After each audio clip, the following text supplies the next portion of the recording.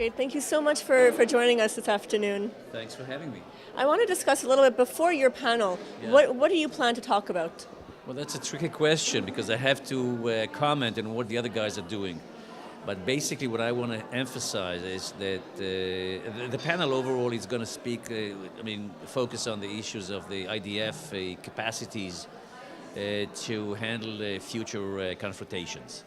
And my main point would be that, with all due respect to the military aspects of any future campaign, it is perhaps as important, and I would even dare to suggest perhaps even more important, how the civilian front in the next conflict will behave and what will be happening under the future expected circumstances, what's going to happen there. And I am going to suggest that whereas we are pretty confident that the IDF is preparing itself properly, hopefully, for an eventuality of a future conflict, I think that the home front, the civilian home front, is much less prepared for that, and it's going to be a major issue, a major challenge for us to stand up to the threats that we recognize, that we foresee, and that we have to be prepared for.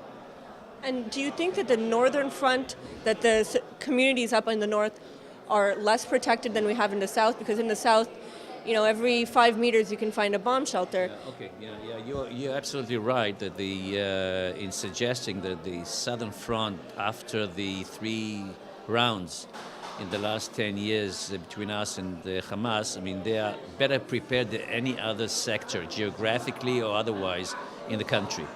And I wish that we could learn from what has been developing and achieved in what we call Otef Aza, the settlements and the localities around the Gaza Strip, to ameliorate what has been achieved there to the rest of the country. And because my point is that it's not only the northern front that we have to be concerned about, because in future confrontation there is no doubt, and this is the official forecast of the government and the military in Israel, that the entire country, all the populated areas, including exactly where we are sitting presently, are going to be targeted by long range, some of them statistical and some of them also accurate high trajectory weapon systems like rockets and missiles. So the problem would be the big issue is how we are prepared, or perhaps not sufficiently prepared, for such an eventuality. And again, what I'm saying is, and that's my point, which I'm going to raise in my panel, that I think that we are far from being properly prepared for such an eventuality. And what kind of advice can you give to the civilians to prepare themselves? You can have, again, the operations that we've had in the past with Hamas. There have been rockets landing here in Tel Aviv and Jerusalem, and from also Hezbollah have landed here. But are rockets really the main threat that we have to prepare for? I think, first of all, I think that rockets and missiles are the number one issue, number one challenge, no doubt about that, in terms of the capacity to cause damage, severe damage, very high magnitude, much more than we were used to before in the last 4 encounters, the one with Hezbollah and the 3 with the Hamas. So this is a major issue. We might have some other, challenges, but this is definitely the most serious one, because we have to understand that we have, with those, rockets and missiles, we have several challenges. Number one, of course, for the civilian population and the civilian concentration of people all around the country. Number two, we have to be very concerned about the critical infrastructure, particularly the electric grid, which is definitely threatened by such. And the number, perhaps also airports, harbors, communication systems, etc.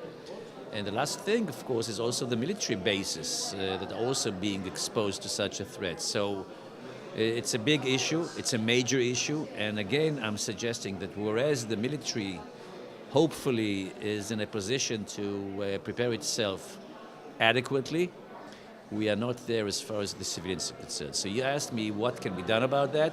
I don't think it's the responsibility of the average person or people in the street. It's the number one is responsibility of the government, and the government has to take responsibility, has to do something about it. And the problem is, and we see it very clearly, that we don't have a home front strategy. We don't have a home front national plan. We don't have the organization to manifest, any kind of responsibility. The cooperation between the different first responders is not strong enough.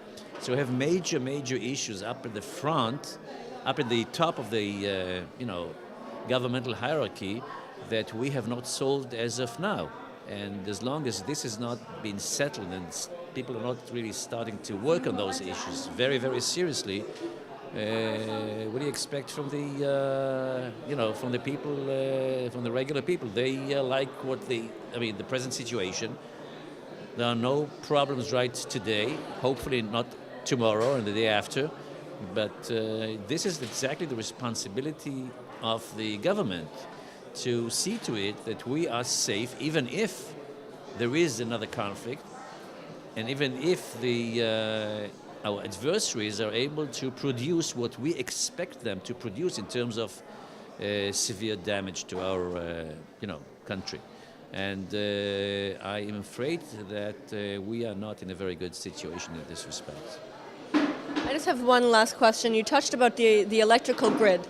And part of our critical infrastructure are our energy rigs out on the sea.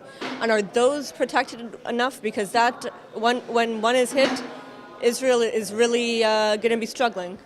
Well, we have prepared a very thorough report about 2 years ago about the electric grid and the insufficient level of protection that it has versus this threat of the, missiles and rockets. And we suggested that it is not protected, not properly protected. This issue has not been solved at all. We have also contacted the Ministry of Energy and other responsible agencies in the government, and I think that there is a beginning of an understanding that this has to be attended to very, very seriously on a long-range program, of course.